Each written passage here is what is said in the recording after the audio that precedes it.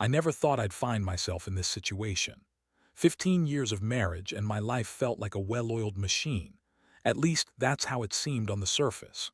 My wife, Jessica, was the love of my life, the one who held me together through thick and thin.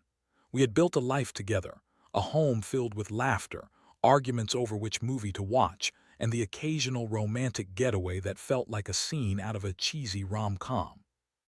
But now I was staring at the wreckage of what was supposed to be a fairy tale. Things started to shift subtly at first, those little telltale signs we often ignore because we don't want to believe the worst. Jessica became more secretive with her phone. She used to leave it lying around, but now it was always glued to her side. I brushed it off as her simply being more attached to technology, but it felt different. There were late nights when she would work late, and I was left at home, twiddling my thumbs and pretending to enjoy reruns of shows I had long outgrown. Then there was the change in her demeanor. Jessica, who used to burst into the room with her infectious energy, laughing about her day, became distant. Conversations turned into mere exchanges of words, as if we were two strangers passing each other on the street. I tried to reach out, but every attempt was met with a half-hearted smile and a quick excuse. It wasn't long before I started doubting my instincts. One Sunday afternoon, I decided to clean out the closet where we kept our old photos.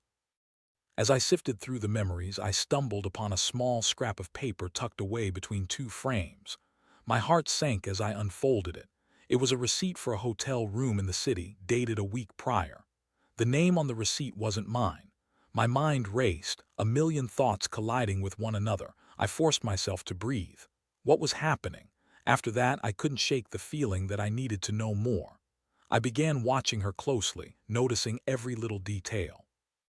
When she logged into her email, she always minimized the window before I could catch a glimpse of the screen. She would leave the room to take calls, her voice dropping to a whisper as she walked away. Each time I felt the knot in my stomach tighten. It was a Friday evening when everything came crashing down. I had planned a quiet dinner at home, wanting to reconnect with her, but the look on her face told me she had other plans. "I have to go out with some friends," she said, slight irritation creeping into her voice. "We've planned this for weeks. Can I join?" I asked, trying to inject some cheer into the situation. "No, it's just a girls' night," she replied, rolling her eyes like I was being ridiculous. I felt dismissed, but I let it go. After she left, I felt like a caged animal. I had to know. I took a drive to the hotel listed on the receipt, adrenaline coursing through my veins. As I parked nearby, I felt a mixture of dread and determination. I snuck around to the back to avoid being seen. Through the large windows, I could see her. She was laughing, her head thrown back, and there he was, a man I had never met but who was obviously far too familiar with my wife. That night, my world shattered. I sat in my car, staring blankly at the hotel, trying to process the betrayal unfolding before my eyes. Part of me wanted to storm in there, confront them both, and scream that this wasn't how our story was supposed to end. But the other part of me, the part that had once held on to hope, was scared of what would happen next. As I drove home, the streets blurred past me, my mind racing with images of the two of them together. I felt betrayed, lost, and furious. How could she do this to me? How could she laugh with someone else while I sat at home waiting for her? The tears came unbidden, rolling down my cheeks as I fought to grasp what had just occurred. When Jessica returned home, I was waiting. The moment she stepped through the door, I knew I would confront her. I could feel my heart thundering in my chest, fear and anger battling for control. It was time to face the truth, no matter how painful it would be. I didn't sleep that night. Every tick of the clock echoed in my mind, the weight of what I'd seen pressing down on me. My heart raced as I replayed the scene over and over. I could still picture Jessica's laughter, carefree and unrestrained, and the man who had taken my place at her side. I didn't know who he was, but I felt a visceral hatred toward him. He had no idea what he was getting into, or maybe he did, and he just didn't care. When morning finally arrived, the sun broke through the curtains, casting a harsh light on the reality of my situation. I felt like an imposter in my own life, sitting at the table for breakfast as if nothing was wrong. Jessica came in, all smiles and cheerful greetings, completely unaware of the storm brewing inside me. "Good morning, honey," she chirped, pouring herself a cup of coffee. "Did you sleep well?"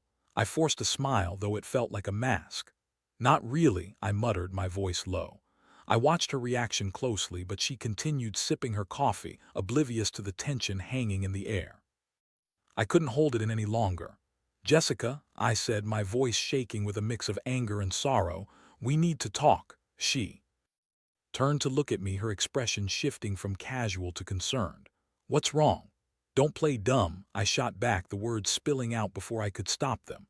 "I saw you last night. I know about the hotel, I know about him." Her eyes widened in surprise, and for a moment I thought I saw guilt flicker across her face, but it was gone in an instant, replaced by a defensive stance. "You don't know what you're talking about," she said, crossing her arms. "You must have misunderstood." "Misunderstood?" I repeated incredulously, my heart racing. "I saw you. You were with him, laughing and having a great time. I've seen you change, Jess. You've been distant for months. This is the conclusion I've reached. How can you even think I'd misunderstand something like that?"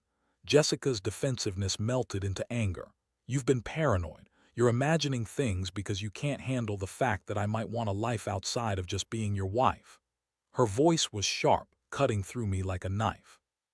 I stood up, the chair scraping against the floor, rattling my nerves even more. "So you're admitting it, you're cheating on me?" She hesitated, the anger in her eyes replaced by a flicker of uncertainty. "It's complicated," she finally said, her voice softer but still defiant. "Things have been hard between us and I didn't want to hurt you." "Hard?" I echoed, incredulous. "We could have worked on things together. You didn't have to run to someone else. You didn't have to betray me." Her facade of strength began to crack, and I could see the real emotions battling within her. "I didn't mean for it to happen, it just did. I thought I could keep it separate. I thought I could handle it without hurting you." "By lying to me?" I asked, my voice rising. "You think that's better? You think I'd rather not know? I would have preferred the truth, even if it hurt." Her eyes shifted away, and I knew I had struck a nerve. "I never wanted this," she said, her voice barely above a whisper. "I never meant to hurt you." "Did you even think about me at all while you were getting cozy with him?" I shot back, anger pouring out of me. "Did you think about what this would do to us?" I was feeling lost. Her tone softened, and there was a hint of vulnerability beneath her bravado. "I didn't know how to talk to you. We were drifting apart and I was lonely. I'm sorry about how it all happened, but I didn't plan to cheat on you." "Lonely? You think that's an excuse?" I could feel the tears pricking at the corners of my eyes. "You could have come to me. We could have figured it out together, but instead you chose to betray everything we built." The silence that followed was deafening. The weight of her infidelity hung in the air, heavier than I could bear. I could see her trying to come up with words, but nothing coherent came out. Eventually, Jessica dropped her gaze to the floor, her cheeks flushed with shame. "I'm sorry. I know I messed up," she said, her voice barely above a whisper. "But I don't know how to fix this." I took a deep breath, feeling like I was standing at a crossroads. "What do you want, Jessica?" I asked, my heart pounding. "Do you want to stay with me or do you want him?" She looked up, tears glistening in her eyes. "I don't know," she admitted, and that admission felt like a dagger through my heart. In that moment, everything became painfully clear. My wife was standing before me, but she was already half turned away. I had a choice to make, and it wasn't going to be easy. The confrontation left me feeling like I had been tossed into a whirlwind of emotions. I was angry, devastated, and utterly confused. I knew I needed time to think, but that didn't stop the flood of questions from battering my mind. How could she be so selfish? Did she even care about the vows we took, the laughter we shared? I stepped back, trying to regain some semblance of composure. "I need some time," I finally said, my voice steadier than I felt. "I can't just pretend this didn't happen. I need to think about what I want." Jessica's face fell, the reality of the situation settling in. "Please don't leave," she pleaded, desperation creeping into her tone. "I love you. I made a mistake. But it doesn't mean I don't want to fix this." "Fix this?" I scoffed, disbelief pouring out of me. "How do you fix betrayal? You went and shared something sacred with someone else. You crossed a line that shouldn't be crossed." "Please," she said, tears streaming down her cheeks. "I'm sorry. I'll do anything. I'll go to counseling. I'll quit my job if you want. Just don't leave me." The desperation in her voice tugged at my heart, but I couldn't let myself be swayed so easily. I wanted to believe her, but the trust we had built over the years felt shattered. How could I move past this? I had spent 15 years building a life with her, and now I stood on the edge of a precipice, unsure of what lay ahead. I don't know if counseling can fix this, I admitted, my voice wavering. I don't know if we can ever go back to who we were. You need to understand how deeply this has hurt me. She nodded, her eyes pleading. I know. I can't take back what I did, but I want to make it right. Please give me a chance. I ran a hand through my hair, frustration boiling beneath the surface. I need to think, Jess. I can't promise you anything right now. Her face fell, but I was too consumed by my own turmoil to care. Over the next few days, I withdrew into myself, spending hours pacing my small office or sitting in silence, drowning in my thoughts. I was angry at her, angry at the situation, and angry at myself for allowing this to happen. The betrayal felt like it was tattooed on my heart, and I didn't know how to erase it. Friends began to notice my withdrawn demeanor. When they invited me out for drinks or to watch the game, I found myself turning them down. I had no energy for small talk or distractions. I felt like I was living in a fog, my emotions a tangled mess. I confided in my best friend, Mark, who had been there through thick and thin. We met at our favorite bar, a dark corner booth that felt like a refuge. "You look like hell, man," he said, sliding a drink across the table. "What happened?" I took a deep breath, the weight of my story spilling out in waves. "Jessica cheated on me," I said, my voice low. "I caught her with another guy. Now she wants to fix things, but I don't even know if I can trust her again." Mark's expression turned serious. "Damn, I'm sorry, that's rough. Have you thought about what you want to do?" "I don't know," I admitted, frustration creeping back in. Part of me wants to walk away. I never signed up for this, but another part of me still loves her. I don't want to throw everything away without thinking it through. "That's understandable," he said, nodding. "But think about what you want, not just what she wants. You deserve to be happy too." His words lingered in my mind as I stared into my drink, feeling lost between love and betrayal. I knew I had to confront Jessica again, but I had to do it on my terms. I needed clarity and to set the boundaries that would determine whether our marriage could be salvaged. I decided to meet with her that weekend. I wanted a calm environment, so I suggested our favorite park, a place where we'd shared countless picnics and moments of laughter. It felt fitting to return to the scene of happier times, even if it was now tainted by the weight of betrayal.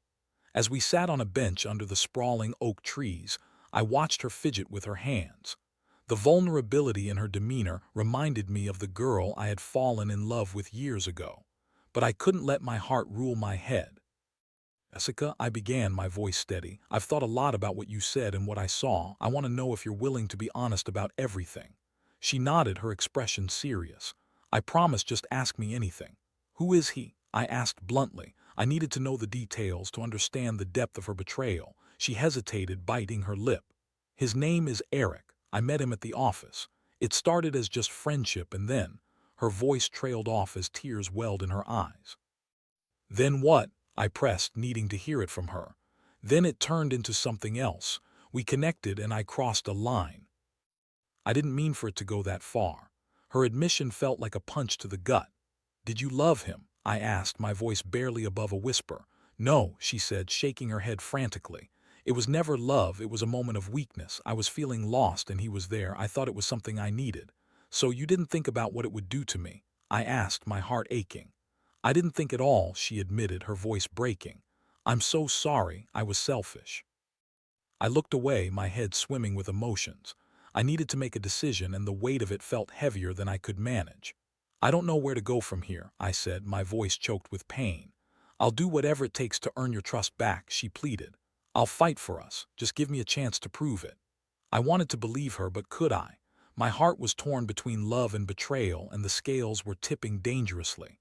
I realized I needed to set some ground rules. While I figured out what I truly wanted, I had to protect my heart. "Let's take a step back," I finally said, feeling both liberated and terrified. "I need space to figure things out. We can't continue like this." Her face fell, but she nodded. "I understand. I'll give you time. I just hope you can find it in your heart to forgive me someday." As I walked away from the park, I felt a sense of clarity mixed with sorrow. I was still madly in love with her, but trust had been shattered, and rebuilding it wouldn't be easy. I had to focus on my own healing, no matter how difficult that might be. This was only the beginning of a long journey filled with uncertainty, and I knew I wasn't ready to confront the demons that would come next. The days stretched into weeks, and I found myself navigating a landscape of emotions I never anticipated. After that day in the park, I created distance between Jessica and me, a protective barrier I hoped would shield my heart from further pain. I took time off work, spending hours at home, trying to wrap my head around what had happened. The stillness in the house was deafening, a constant reminder that something vital had been lost. I kept replaying our last conversation, her words echoing in my mind. "I'll do whatever it takes to earn your trust back."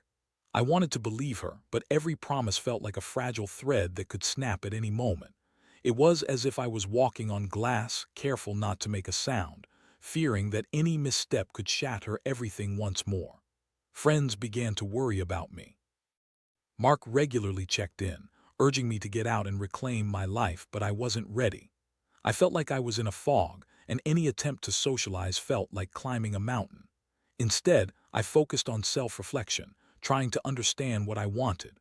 Part of me wanted to rage against the betrayal, to confront Jessica with my anger and make her feel the hurt she had caused. But another part of me longed for the love we had shared, for the laughter that once filled our home. I had to choose between anger and love, and it felt like an impossible decision. One night, restless and overwhelmed, I found myself scrolling through old photos on my phone, snapshots of happier times. There we were, beaming with joy on our wedding day, smiling on vacations and celebrating life's little moments. Each image tugged at my heart, reminding me of what we had built together. I couldn't let it all slip away without a fight. After several weeks of silence, I decided to reach out to Jessica. It felt both liberating and terrifying to make that call. "Can we talk?" I asked, my voice steady despite the whirlwind of emotions inside. "Of course," she responded, relief flooding her voice. "I've been waiting for you to call." We met at a coffee shop, a neutral ground away from the weight of home. As I sat across from her, I took in the changes, the way her eyes carried a hint of sadness, the way she fidgeted with her hands as she spoke. It was clear she had been impacted by our separation. "Thank you for meeting me," she said, her voice soft. "I've been thinking a lot about what happened. I just want you to know how sorry I am." I nodded, trying to keep my emotions in check. "I want to know what you've been doing to reflect on this. It can't just be empty apologies." "I've been going to therapy," she replied, meeting my gaze with sincerity. "I've realized how much I've taken for granted and how I let myself get lost. I don't want to lose you." Her admission hit me like a wave. "Therapy, that's a good start," I said, allowing myself to feel a glimmer of hope. "But it's not going to be enough, Jess. You need to show me you're willing to make real changes, not just for me, but for yourself." "I know," she said, her voice steady. "I've been working on understanding why I made those choices. I've realized I was looking for validation outside our marriage when I should have been seeking it from you. You never deserved what I did." I took a deep breath, processing her words. "What do you think we need to do to move forward?" "I want to rebuild our relationship brick by brick," she said earnestly. "I'm willing to be completely open with you, to share everything, no matter how uncomfortable it makes me feel. I want to earn your trust back, but I need your help too." I leaned back in my chair, weighing my options. "It's going to take time," I said finally. "I can't just switch off my feelings of hurt. We'll need to set boundaries, and you'll need to be patient with me." "I'm ready to be patient," she replied, her eyes glistening with unshed tears. "I'll do whatever it takes." For the first time since the betrayal, I felt a flicker of hope. Maybe this could be the beginning of a new chapter, one where we could learn and grow together. But then doubt crept in again, urging me to remember the hurt. "Before we talk about rebuilding, I need to know more about him," I said, my voice steady. "What's your relationship with him now?" She sighed, a weight visibly lifting from her shoulders. "I ended it with Eric the moment I realized how much I was hurting you. It was a mistake, and I regret every second of it. I hadn't been honest with myself, and I was using him to fill a void. I promise you it's over." I want nothing else but to focus on us. Hearing her say that gave me a sense of relief, but I still needed time to digest it all. I want to believe you, but you need to understand that trust is earned, not given freely. It will take time for me to process everything. I understand, she said, her tone sincere. I'll give you all the space you need. Just know that I'm here, ready to fight for our marriage. As we talked, I saw glimpses of the woman I had fallen in love with all those years ago. The connection we once shared, though fragile, was still there. But it would take work, hard, painful work, to mend the wounds that had been inflicted. After that conversation, we agreed to take small steps forward. We'd start going to couples counseling together, and we'd commit to open and honest communication. It wasn't a magic fix, but it felt like a step in the right direction. The journey ahead would be difficult, filled with bumps along the way, but I realized that I wasn't ready to give up just yet. I wanted to fight for what we had built, even if it meant facing the pain head-on. Little did I know that the road to healing would test us both in ways we never expected. The future remained uncertain, but for the first time in weeks, I felt a small flicker of hope. Maybe, just maybe, we could find our way back to each other. Weeks turned into months as Jessica and I embarked on the long journey of rebuilding our marriage. The road was fraught with challenges, but I was determined to face them head-on. With each counseling session, we peeled back layers of hurt and resentment, revealing the raw emotions beneath. We learned to communicate better, to listen, and to share our feelings honestly, things we had neglected for too long. At first, the process was painful. I found myself grappling with waves of anger and sadness that seemed to come out of nowhere. One moment, I'd feel hopeful, and the next, I'd be flooded with memories of betrayal. It was a confusing and exhausting cycle, but our therapist helped guide us through the turmoil. Jessica committed to being transparent, sharing her thoughts and feelings. She began journaling, laying bare her struggles and the insecurities that had driven her to seek validation outside our marriage. I watched as she worked hard to confront her demons, and it softened my heart just a bit. One evening, after a long day of work, I returned home to find Jessica in the living room. She was sitting on the couch, surrounded by scattered papers and her journal open in front of her. The sight of her deep in thought made me feel a sense of warmth. "Hey, how was your day?" she asked, looking up with a tentative smile. "Busy," I replied, running my hands through my hair. "I had a few tough meetings. What's all this?" I gestured to the papers strewn across the couch. She smiled sheepishly. "I've been writing down everything I want to discuss in therapy. I thought it might help us get to the root of things." "Good idea," I said, feeling a flicker of appreciation for her efforts. "What's on your mind?" Jessica took a deep breath, her brow furrowing. "I've been thinking a lot about why I cheated. I realized that I was feeling unfulfilled, but instead of talking to you about it, I looked to someone else for comfort. It wasn't fair to you, and I see that now." I nodded, feeling the knot in my stomach tighten as I remembered the pain. "I appreciate your honesty. It's hard for me to hear, but I want to understand what led us here. I know this is a lot, but can we talk about our intimacy?" she asked, her voice steady but tinged with vulnerability. "I've been working on understanding my own needs, and I want to reconnect with you physically, but I know it won't be easy." Her words caught me off guard. The thought of intimacy after everything felt daunting, but I also recognized that it was a crucial part of healing our relationship. "I want that too, Jess, but I'm scared," I admitted, my voice barely above a whisper. "Me too," she said, her eyes searching mine. "I want us to find that connection again, but I know it will take time. We need to be patient with each other." As I sat there, I felt a mix of hope and apprehension. "Let's take it slow," I suggested. "We need to rebuild that foundation before jumping back into things." "Absolutely," she replied, her relief palpable. "We can focus on emotional intimacy first and take our time." That night, we ended up talking for hours, sharing our dreams, fears, and the things we had long neglected. It felt like we were beginning to rediscover each other in ways we hadn't in years. I could see the spark of the woman I fell in love with returning, and it filled me with a sense of cautious optimism. As the weeks passed, we continued to heal, attending therapy sessions and engaging in deep conversations. We started going on regular date nights, revisiting our favorite restaurants and trying new activities together. It was during one of those outings that we found ourselves laughing over shared memories and rekindling the joy that brought us together in the first place. But despite our progress, shadows of doubt still lingered. I would often find myself spiraling back into moments of insecurity, wondering if Jessica could truly change. Each time those thoughts crept in, I had to remind myself of her commitment and the work we were doing together. One evening, after we returned from a date night, I noticed a text notification pop up on Jessica's phone. It was a message from an unknown number and my heart raced. The old habits of suspicion began to rear their ugly heads and I felt myself tense up. "Jess, who's that?" I asked, my voice edged with anxiety. She looked at the screen and sighed. "It's just a spam message," she said, her tone dismissive. "I'll delete it." "Are you sure?" I pressed, feeling the familiar pang of insecurity. "I just want to make sure we're being open with each other." "Of course," she replied, her eyes meeting mine. "I promise you it's nothing. You can check if you want." The moment felt pivotal. I could either let my fears consume me or take a breath and trust her. I chose to take a step back. "Okay, I believe you," I said, forcing a smile even though the anxiety churned in my stomach.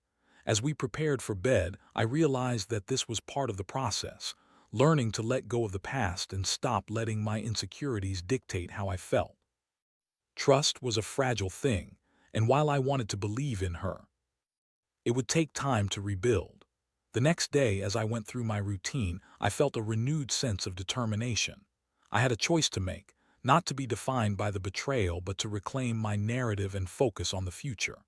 Jessica was committed to this journey, and as long as we both worked at it, we could pave a way forward. But just when I thought we were on solid ground, life threw us another curveball. Jessica received a call from her mother, and I could tell immediately it was serious. I watched as she turned pale and her hands trembled. "Jess, what's wrong?" I asked, concern flooding my senses. "It's about Dad," she said, her voice thick with emotion. "He's in the hospital. He collapsed at work." Panic surged through me as I reached for her hand. "Do you need me to come with you?" "Yes, please," she said, tears welling in her eyes. "I can't do this alone." In that moment, everything else faded away. The turmoil of our relationship felt distant as we faced this new crisis together. As we rushed to the hospital, I realized that, despite the challenges we had faced, we were still a team and there was still love between us. The road ahead would be rocky, but it was a reminder that life was unpredictable. It made me realize that while we had to navigate the complexities of our healing process, we also had the strength to face whatever came our way. Together. As we arrived at the hospital, I squeezed Jessica's hand tightly, ready to face whatever uncertainty lay ahead, side by side. We were learning to trust each other again, and in that moment I felt a glimmer of hope that we might, against all odds, emerge stronger than before. As we rushed into the hospital, my heart raced with worry. Jessica's father had been a steady presence in our lives, always there with a joke or a word of wisdom. To see her so shaken was unsettling, and I felt a surge of protectiveness wash over me. We entered the waiting room where Jessica's mother sat, her face drawn with worry. "Mom, what happened?" Jessica asked as she rushed to her mother's side, taking her hand. "He collapsed at work," her mother replied, tears in her eyes. "They're running tests now. I'm so scared, Jess." Seeing Jessica's mother so distraught tugged at my heart. I moved closer to them, wrapping my arms around both of them, offering whatever comfort I could. In that moment, I felt the weight of our struggles fade away, replaced by the stark reality of life's fragility. After what felt like an eternity, a doctor finally emerged from the back. His expression was serious, but he offered a small smile as he approached us. "Hello, I'm Dr. Harris. I've been treating your father. He's stable now, but we need to keep him for further observation." Relief flooded through us, and I watched as Jessica's shoulders relaxed slightly. Her father would be okay for now. "Can we see him?" she asked, her voice trembling with hope. "Yes, but just for a few minutes," the doctor replied. "He's still a bit groggy from the medication." As we entered the room, I felt a swell of gratitude that Jessica's father was on the mend. He lay in the hospital bed, looking frail but alive. "Hey, Dad," Jessica said softly, tears in her eyes. "I'm so glad you're okay." "Jessie." he murmured, a smile breaking through the haze of medication. I'm all right, just a bit tired. Don't you worry about me. I stood back, giving them space, but I couldn't help feeling a sense of warmth at the sight of their bond. In that moment, I realized how important family was, especially in times of crisis. After a brief visit, we stepped back into the waiting room and Jessica turned to me with gratitude in her eyes. Thank you for being here, she said, her voice thick with emotion. I don't know what I would have done without you. I mean it, I replied. I'm here for you no matter what. We're in this together. Our journey to healing had been an arduous one, but moments like this reminded me of the love we had, the love worth fighting for. As we waited for more news, we shared quiet moments, talking about life, our dreams, and the future. The intimacy we had been building felt deeper than ever, breaking down barriers that had once separated us. After a few hours, we learned they would admit her father for observation overnight. Jessica turned to me, her eyes glistening. Can you stay with me tonight? Of course, I replied without hesitation. I could feel the weight of our past still lingering, but moments like these reminded me of how intertwined our lives were. We settled into a small room in the hospital that night, and I held her close as she leaned against me. We talked and laughed through the anxiety, reminiscing about family holidays and silly memories that brought us comfort. It felt good to be there for one another, and I realized how far we had come since the betrayal. As the night wore on, Jessica fell asleep against me, her breathing steady. Looking down at her, I felt a rush of love. I knew that while we still had much work to do in our relationship, we were finally on the right path. We had faced the storm together, and though the road ahead would have its challenges, we were stronger for it. In the weeks following her father's hospital stay, we continued attending therapy and working on our relationship. Jessica's father made a full recovery, and the experience brought us all closer together as a family. I saw Jessica bloom during this time, her strength shining through as she supported her parents while also nurturing our relationship. One evening, as we sat together on the couch, Jessica turned to me, a serious look in her eyes. I've been thinking about the future, she said. I know we still have hurdles to overcome, but I can see us moving forward together. I want to rebuild our life brick by brick, just like I promised. I took her hand, feeling a sense of warmth spread through me. I want that too, Jess. I know it won't always be easy, but I believe we can do this. As we shared a kiss, I felt a renewed sense of hope. The scars of our past would always be there, but they no longer felt like a burden. Instead, they were a reminder of our resilience and the love that had carried us through the darkness. Looking back, I realized that the betrayal had changed us, but it had also given us a chance to grow. I learned that love isn't just about the good times. It's about facing adversity together and emerging stronger on the other side. As we moved forward, I knew that our story was far from over. There would still be challenges ahead, but with open hearts and a commitment to each other, I was confident we could navigate whatever life threw our way. Together, we could embrace the future and create a life filled with love, trust, and hope. In that moment, I understood the depth of our journey, a journey of healing, forgiveness, and love, and I felt ready to embrace it all.